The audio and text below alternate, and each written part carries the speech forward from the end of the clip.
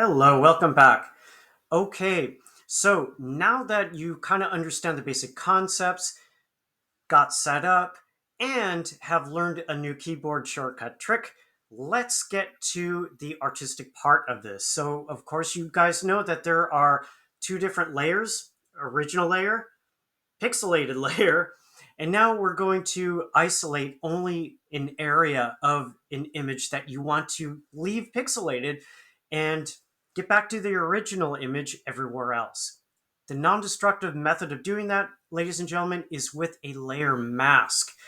So the destructive method would be to simply grab the eraser tool down here, choose an eraser size, and begin erasing part of the pixels that you don't want to see on your pixelated layer any longer.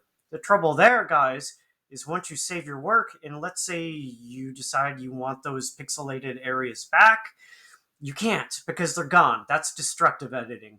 Non-destructive editing will let you go back and forth in an intuitive way once you get used to this. So that's what we're going to do right now. Step one, make sure that you have your pixelated layer activated. That's why, as you can see here, it's a little bit lighter gray. That's activated. Step two, create a layer mask. Down here we have some icons here. We're going to choose the one that has the rectangle with the hole in it. That's a layer mask. Click it. Notice that you are now looking at a layer mask next to your active layer with a little chain link between the two. That means that they're related, they're linked together. Okay, one thing I want you to remember and keep checking is that notice how when you mouse over this white box here, which is your mask, and if you click on it, notice that there is a double frame around it. That means that your layer mask is active. Now let's go ahead and click on your pixelated layer. Notice how now that has a double layer on it.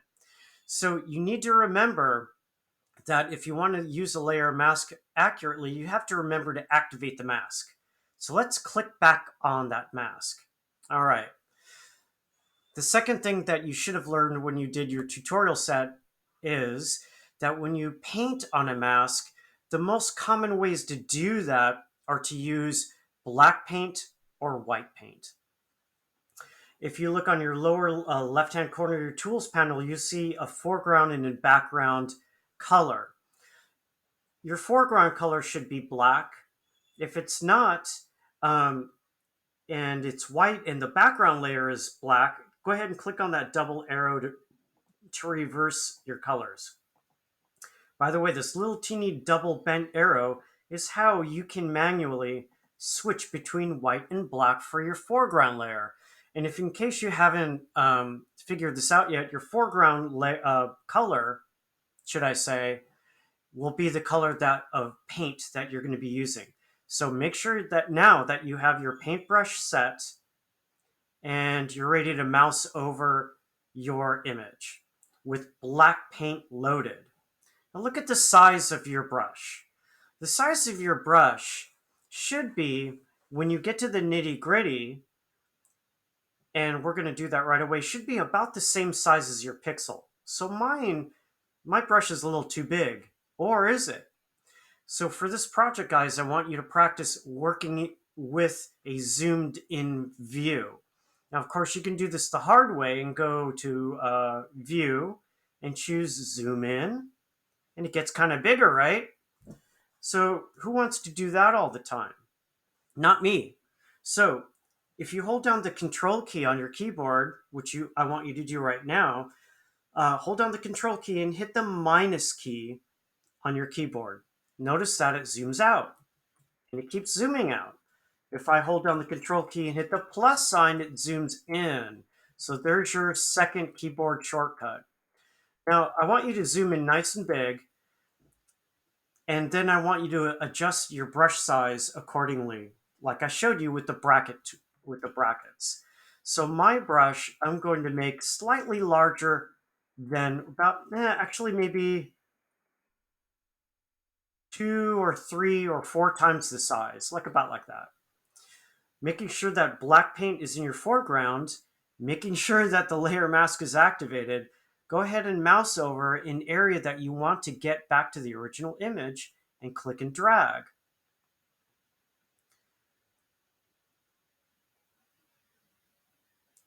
You're going to notice that it erases that layer area. I'm going to go ahead and erase this whole area here. Now let go of your mouse after you've erased quite a lot of an outside area that you don't want. Now look at your layer mask. Notice that the black paint that you applied to this mask shows up. All right. Let's see here. Smoothing, flow. Okay, yeah, we're good here. All right.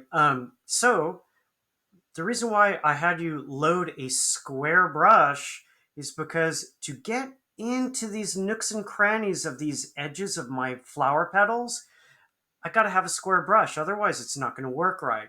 If I have a round brush, especially if it's a soft edge brush, you'll never get inside of these little square areas. So I'm going to go ahead and sneak my brush inside of an area, and I'm going to brush it away. Now, this is the trick that you need to do. Listen closely. When you do your art piece, you need to choose whether or not a pixel or a tile, should I say, a mosaic, is either visible or not visible. I don't want to see any pixels at all that are halfway there and halfway not there. So as I'm working, let's see here, yeah, I'm just going to keep that there. I'm deciding which pixels I want to show and which ones I want to hide. I may have to brush over a corner area a couple times. So as you can see, right here along this edge that I've made, I either have pixels that are there 100% or they're not there 100%. There is no area here that has, oh, they're kind of there, kind of not there. As you work, you may want to shrink your brush a little bit or enlarge it a little bit. So you're going to see some pixels. I'm going to go ahead and give you your next keyboard shortcut. I've given you two already. Here's the third one. It's the hand tool. Take your finger, hold down your space bar. Notice that your brush turns into the hand. So if you hold down your space bar and then click your mouse and drag, guess what? You get to scroll around in an intuitive, easy way. So this area out here is all area I want to hide. I don't want to see any mosaic. So I'm going to make my brush really big, right? Because if I'm using a big brush, I don't need to be accurate out here. So now I can get rid of some areas. Holding down my space bar, I can mouse around, go to some areas here that I know I'm not going to use. So I'm doing this kind of quickly because I don't need to be accurate quite yet in all my areas. Once you've gotten the big areas erased out, then you go in, smaller brush, zoomed in. I don't want to see anybody working zoomed out. I want to see you all zoomed in because accuracy, when you get in close to the edge, is really important. Now, let's say you do screw up. And believe me, everybody does, no matter how much you use this app. Let's say you go, whoops. Oh man, I didn't mean to erase all that. What am I going to do? Should I start over? No. Okay, so as you hopefully learned when you did the tutorial, if you ever want to get part of the layer that you erased back, just switch colors of your paintbrush from black to white. Now I can go down here and I can change the color right away by clicking on my double arrow. But why do that? Because that's stupid. Well, it's not dumb. It's just a beginner way to work. Find the X key on your keyboard, guys. The letter X. Click it. Notice that your foreground color just swapped to white. Now I can paint back in what I accidentally erased. Or let's say I change my mind about something and I want some pixels to show. Now I can go ahead and go back to black and continue working. So just remember that black conceals, white reveals. That's all you got to remember. That's it. So continue working. This whole area here, the middle part of my flower, I did not want to, I wanted to have original. So as you can see in my version here, I've got it shown back, the original stuff back. And I also did a couple of other things, which we're going to go into now. So I'm going to go back into here. So I want you to pause this video and I want you to go ahead and spend your time going in and either erasing pixels or showing the pixels. If you change your mind, because sometimes a pixel are like, wait a second, I think it's kind of right on the seam there. Should I keep it or not, Mr. Sco? That's up to you. If you feel like it should be there, keep it. If you feel like you want it to go bye-bye, go ahead and do that. So pause the video, and then we're going to get to our last portion, which is adjustment layers. Okay, so I assume now that you've pretty much done all your nitpicky erasing all around. Now, in my example that you're looking at here, I did not actually finish yet, but I got to a point where you can see what I'm after. So let's look at your layers panel. Let's look at my layers panel. Notice that I have my layer mask here, and of course it has like an outline mask of whatever I wanted to view all the way down to the bottom, but I have two more layers here. These are adjustment layers. So if I turn this off, if you notice, if I go ahead and toggle my eyeball on and off, the colors kind of change here. That's not really what happened. I adjusted my contrast. So I'm going to go ahead and dump this adjustment layer so we can do this together. I wanted to actually add a little bit of contrast to my flower petals, meaning that I wanted the bright areas to be brighter and the more saturated areas to be even more saturated. So let's do this. Go ahead and make sure that your mosaic layer is activated like before. Only this time down here on the bottom, I want you to click on the little circle that's half black and half white. I call it the beach ball. Click on it. You'll get a menu. And you can actually manipulate all different parameters here. Now, I'm going to just do one thing here, brightness and contrast. This is a very simple tool, but since a lot of you guys have never used it, let's start with simple. Okay, so I have another layer that showed up. It's got a little sun and it has another mask on here. We're going to ignore this mask for now. But notice on your properties panel, hopefully you can see your properties panel. If not, go ahead and click on it or choose window properties like I showed you before. I got two sliders, brightness, woo, right? Brightness, and then I have contrast. Contrast makes the lights lighter and the darks darker. So I'm going to add a little bit of contrast or a lot of contrast and a little bit of brightness. And I can kind of toggle between the before and after by mousing over my eyeball. So I'm going to turn it off. There's before, there's after. Wow, that's so much better.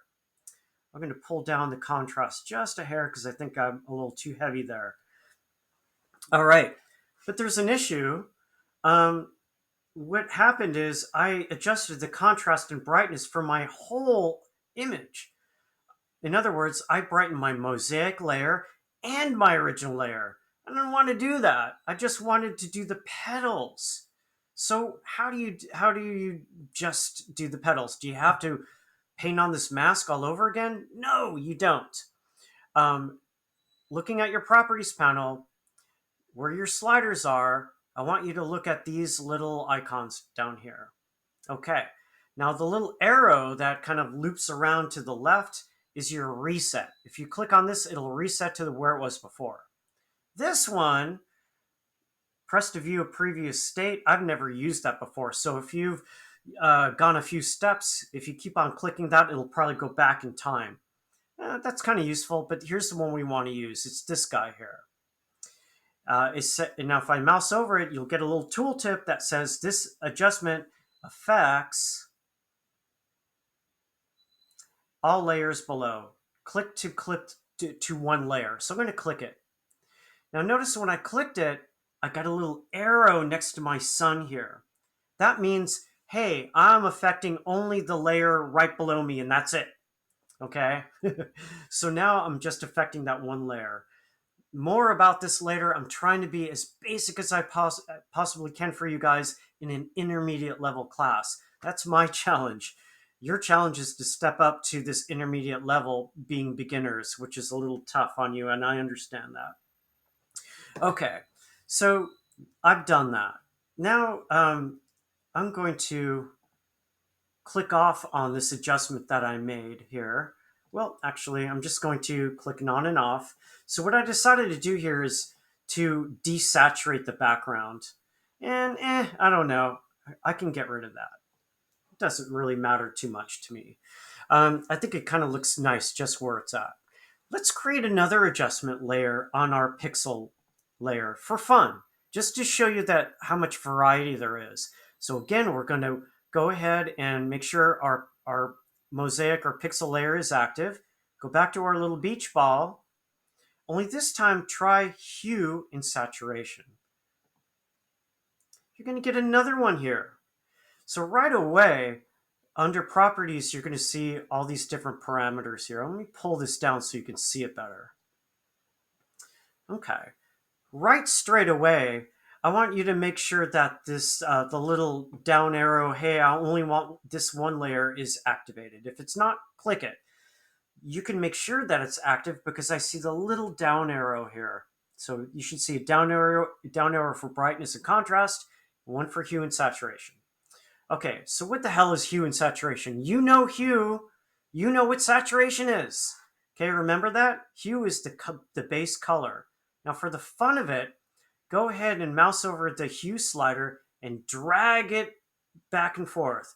Whoa, dude, check it out. You can change the overall color scheme of the entire pixelated layer. Isn't that cool?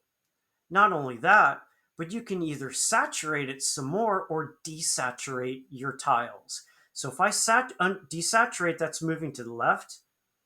That's a cool effect. Or I can saturate to the right, make it extremely pure. I'm going to keep this in the middle because I like it the way it is. There's also lightness. Do you want it more washed out or less washed out? I don't like this very much, so I'm going to keep it at 0.